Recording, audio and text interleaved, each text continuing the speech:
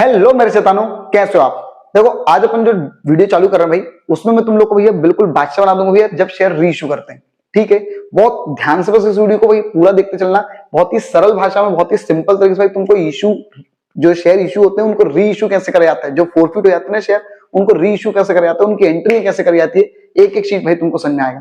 देखो असल में होता है क्या भाई, जैसे भी मान लो कंपनी ने शेयर इशू करे, क्या इशू बोल रहा हूँ, कंपनी ने शेयर इशू करे। ठीक, कोई बंदा था जिसके पास भी 200 शेयर 300 शेयर जितने भी शेयर थे, ठीक, उसने भी एप्लीकेशन दिया, अलॉटमेंट दिया, लेकिन फिर बेचारा नहीं दे पाया, फर्स्ट कॉल सेकंड कॉल जो भी है, तो हमने बेटा उसको क्या करते थे, भगा देते हैं उसको। भी क्या बोला जाता है, फोर फीचर, जो अपन बहुत अच्छी तरीके से पिछली वीडियो में सीख चुके हैं। ठीक है, अब एक मिनट, हम जब उसको भी भगा दिया, तो हम क्या करते हैं, उसके जो शेयर रहते हैं वो हमने उससे छुड़ा लिए। अब हम क्या करते हैं, उन शेयर को किसी और को दे देते हैं, किसी और को दे देते हैं। तो बस इसी को क्या बोला जाता है, री इशू। क्या बोला जाता है, री इशू। तो बहुत ध्यान से देखना उसकी जनरेटरी कैसे करी जाती है। तो मैं तुमको पहले तो ये बहुत ही बेसिक कॉन्सेप्ट बता दूं। ठीक है, क्या होता है, तो देखो सबसे पहले तो ये क्या होता है, फोर फीचर की एंट्री होती है। तो ये फोर फीचर की एंट्री होती है, जैसे ये मान लो शेयर कैपिटल अकाउंट डेबिट, उसने भी ये मान लो क्या क्या नहीं दिया, टू इक्विटी शेयर अलॉटमेंट नहीं दिया। ठीक है, फिर इसके भी मान लो two equity share first and final call नहीं दिया, फर्स्ट एंड फाइनल कॉल नहीं दिया। ठीक है, और फिर ये फर्स्ट एंड फाइनल दिया, इसका मतलब बाकी सब दे दिया होगा जो भी है। तो ये उसको बेटे क्या बोलते हैं, जितना दे दिया उसको क्या बोलते हैं, to equity share forfeiture. ठीक, फोर फीचर अकाउंट। क्लियर है, ये काई की एंट्री है, फोर फीचर की। किस चीज की भैया, फोर फीचर की। ठीक, अब मैं तुमको बताता हूँ री इश्यू की एंट्री कैसे होती है। तो भाई कुछ नहीं कर रहे हो, तुमने अभी उस बंदे से शेयर छुड़ाए और किसी और को दे रहे हो, तो वो बंदा तुमको क्या देगा, पैसे देगा ना। तो ये क्या एंट्री करना, बैंक अकाउंट डेबिट। क्या भैया, बैंक अकाउंट डेबिट। अब एक मिनट, अगर मान लो तुमने एक शेयर कितने रुपए का है भैया, 10 रुपए का है। कितने रुपए का है, 10 रुपए का। और तुमने उस बंदे को 10 रुपए में ही दे दिया, उस दूसरे बंदे को 10 रुपए में ही री इश्यू कर दिया। तो सुनो, तो फिर लाइन मत छोड़ना, बीच में लाइन मत छोड़ना। ठीक, लेकिन अगर भैया मान लो तुमने उसको जो शेयर री इश्यू कराए, ठीक है, एक से छुड़ाया दूसरे को दिया।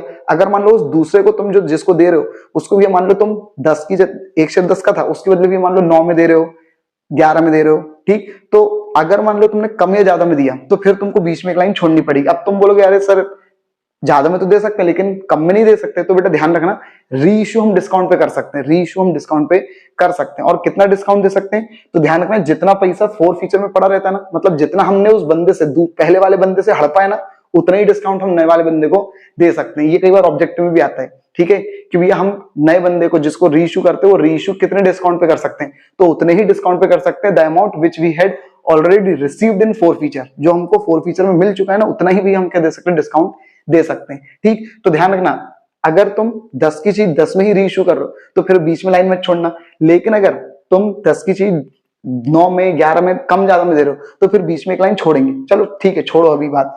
अब मुझे बताओ, पैसा आया, तुमने किसी और बंदे को शेयर दिया, तो भैया पैसा आया और हमारे पास से शेयर गया, तो हम क्या लिख देंगे, bank account debit to equity share capital, to equity share capital. अब वो हम चोचले नहीं पालेंगे कि भैया एप्लीकेशन अलॉटमेंट फलाना ठिकाना, ये सब नहीं।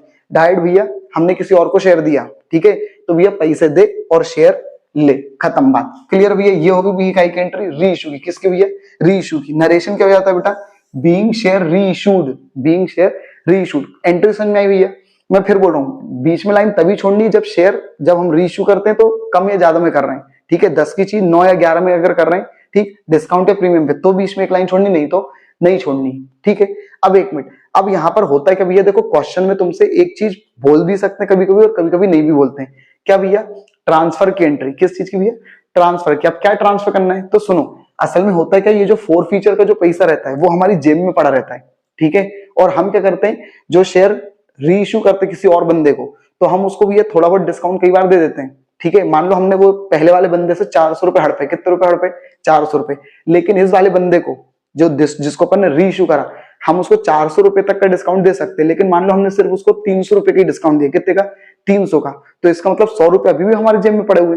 तो हम क्या कर देते बेटा, उसको हमको ट्रांसफर करना पड़ता है। क्या करना पड़ता है, ट्रांसफर। तो बेटा उसकी एंट्री क्या होती है भैया, share forfeiture account debit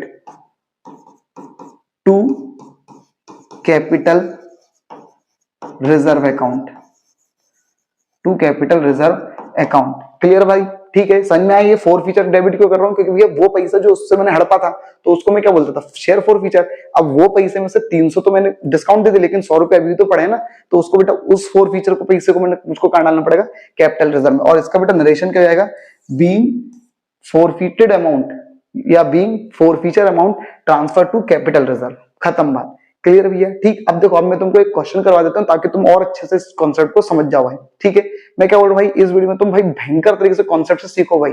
ठीक है, कि भैया रीइश्यू कैसे करा जाता है, हर चीज सिखा दूंगा तुम लोग को भाई। ठीक, किससे, कॉन्सेप्ट से। तो देखो क्या लिखा है, ऋतिक लिमिटेड नाम की भैया कंपनी। ठीक है, ऋतिक, ये अपना भैया एक सब्सक्राइबर, ध्यान रखना भैया। ठीक है, ऋतिक लिमिटेड नाम की भैया कंपनी है जिसके पास बेटा कितने शेयर है, उसने फोरफिट करे 30 शेयर। ऋतिक लिमिटेड नाम की कंपनी है, उन्होंने बेटा 30 शेयर को फोरफिट कर दिया, भगा दिया। और वो शेयर कितने रुपए थे, 10 रुपए के थे, और फुली कॉल्ड अप। क्या फुली कॉल्ड अप? अब ये कॉल्ड अप से मुझको एक चीज याद आई, तो सुनो यार। कई बार बोलते हैं फोर फीचर की एंट्री जब होती है तो शेयर कैपिटल को बेटा क्या करा जाता है, डेबिट करा जाता है। किससे, कॉल्ड अप से। किससे भैया, कॉल्ड अप से। और जब रीइश्यू की एंट्री होती है, काहे की भैया, रीइश्यू की, तो बेटा ये शेयर कैपिटल को हम क्या करते हैं, पेड अप से। क्या भैया, पेड अप कैपिटल से क्या करते हैं भैया, क्रेडिट करते हैं। पेड अप कैपिटल से क्या करते हैं, क्रेडिट। तो ये एक ऑब्जेक्टिव आ जाता है कि भैया फोर फीचर के टाइम पर शेयर कैपिटल को क्या करा जाता है, तो पहली बात तो डेबिट करा जाता है। किस पैसे से डेबिट करा जाता है या किस कैपिटल से डेबिट करा जाता है, तो कॉल्ड अप कैपिटल से।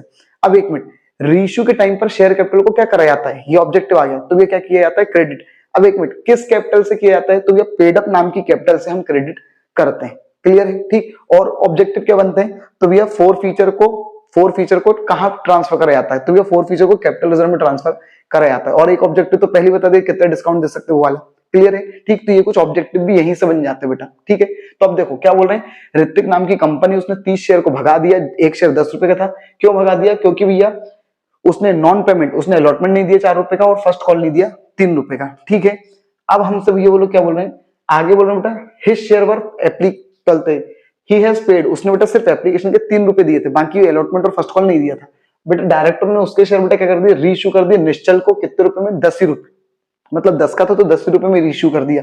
तो हमसे बोलो बेटा सिर्फ क्या कर दो भैया, जनरल एंट्री करो फोर फीचर की और रीइश्यू की। देखो मैंने बोला था ना, ट्रांसफर की एंट्री कभी कभी बोल देते हैं लेकिन कभी कभी नहीं बोलते, लेकिन हमको तो हमेशा करनी है। ठीक है, चाहे वो बोले चाहे ना बोले। तो पहले तो भैया फोर फीचर की एंट्री कर देते खटाक से। क्या भैया, शेयर कैपिटल अकाउंट डेबिट, क्या नहीं दिया उसने, 2 शेयर अलॉटमेंट, फिर क्या नहीं दिया, फर्स्ट एंड फाइनल कॉल, और जो जो दे दिया उसको फोर फीचर। तो खटाक से अब ये कर दो यार, कितना भैया यहाँ पर कितना आएगा भैया, 30 इंटू 30 इंटू कितने रुपए भैया, कितने का था, 10 रुपए का, तो कितना होगा बेटा 300। देन इसका भैया अलॉटमेंट कितना होगा भैया, 30 इंटू कितने रुपए अलॉटमेंट का भैया, कितना है 4 रुपए, मतलब भैया 3 4 12 120। फिर भैया फर्स्ट कॉल कितने का है, first and final call 30 into 3, तो कितना होगा भैया 90। क्लियर है? ठीक। अब एक मिनट, अब अपने को करना भैया 300 में से ये माइनस कर दो, 210 रुपए क्या कर दो, माइनस कर दो। देखो 9 10 11 और 210, तो बेटा कितना बचा, 90 किस में आएगा बेटा, फोर फीचर में। ठीक। अब एक मिनट, अब बेटा यही शेयर हम किसको कर रहे हैं, रीइश्यू, निश्चल नाम के बंदे को रीइश्यू कर रहे हैं। तो हमको मतलब नहीं है, बैंक अकाउंट पैसा आएगा और हमारे पास से शेयर फिर से जाएगा। अब भैया पैसा कितने लिख देंगे, तो देखो हमने क्या करा भैया, पहले तो देखो 30 इंटू, क्या उसमें लिखा है पेडअप कुछ लिखा है क्या, कि हमने कितने रुपए पेडअप में इश्यू करा है। तो देखो जब पेडअप नहीं लिखा रहता तो हम ऐसा मानते हैं फुली पेडअप। क्या भैया, फुली पेडअप। और फुली पेडअप का मतलब ये होता है कि एक शेयर जितने रुपए का रहता है उससे इंटू कर दो। ठीक। तो यहां पर तो बेटा अपन ने कितने से कर दिया, 300 हो गया। ठीक है, 30 इंटू 10 300। लेकिन एक मिनट, हमने कितने में रीइश्यू करा, हमने 10 रुपए में ही रीइश्यू करा। ठीक। तो देखो यहां पर हम करेंगे 30 इंटू कितने रुपए में रीइश्यू करा है, 10 रुपए में, इसका मतलब 10 रुपए मिलेंगे, तो मैं 10 से इंटू कर दूंगा। क्लियर है?